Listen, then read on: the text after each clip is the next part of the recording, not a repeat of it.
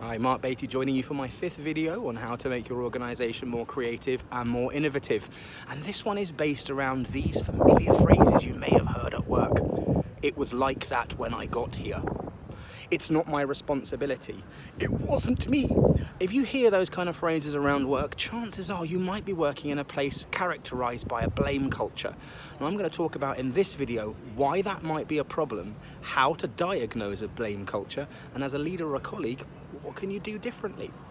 So, and just be clear, all of this, because I keep forgetting, is taken from our multi-level research with over 1,000 employees in the Dubai government on how to be more creative and more innovative. So not only am I just making this stuff up, it's actually based on some solid research that I hope you're going to be able to apply.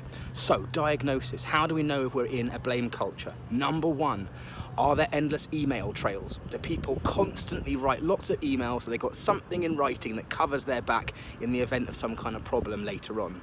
Number two, is there a tendency for it to be a total lack of clear accountability? Who's responsible? What's going to be delivered?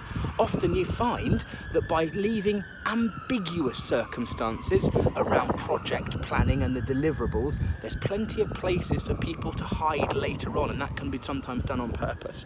Number three, the instant finger pointing saying you're to blame. Do people constantly and continuously try and find out and pin the blame on someone instead of trying to make things better? Number four, do people cover up their mistakes and deny that they've ever had anything to do with it?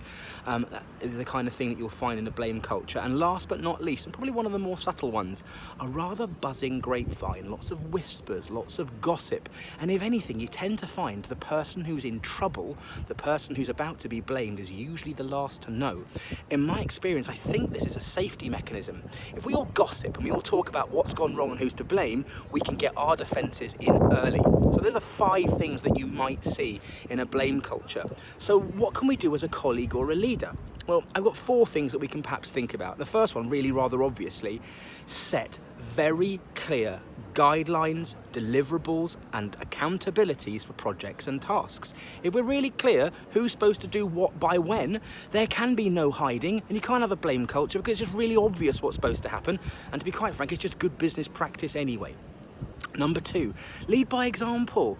Set the standard, own up to your own mistakes. Instead of hiding them, own up to them. Encourage other people to help you fix them. Show people that there's another way. Rather than blaming, it's about failing forwards and failing fast. Actually, failing, as someone told me for my last posting, is an opportunity for a first attempt in learning. So set the standard, don't be afraid to fail, and don't be prepared to ask people for help.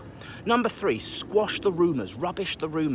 If people are starting to make gossips about who's said what and who's done what and whose responsibility, just go back to the original guidelines that you set up. If they're clear and accountable, there can't be any gossip and you can quash it quite quickly. Last but not least, encourage a really clear goal focus, that what we're doing and why we're doing this is to achieve something. Let's set the vision and the goal for that and a positive outcome around that, and that will make sure that energies get aligned to achieving the goal, not spending our time working out who hasn't quite got there or whose responsibility it is. Now, I know this is not easy. It's not the easiest thing to do, to start to unpick some subtleties around a culture, but if you follow my 5 points to how to diagnose a culture of blame, and those 4 suggestions about what to do, then chances are we might be able to make a small difference to helping our organisation be just a little bit more creative and more innovative. Until next time.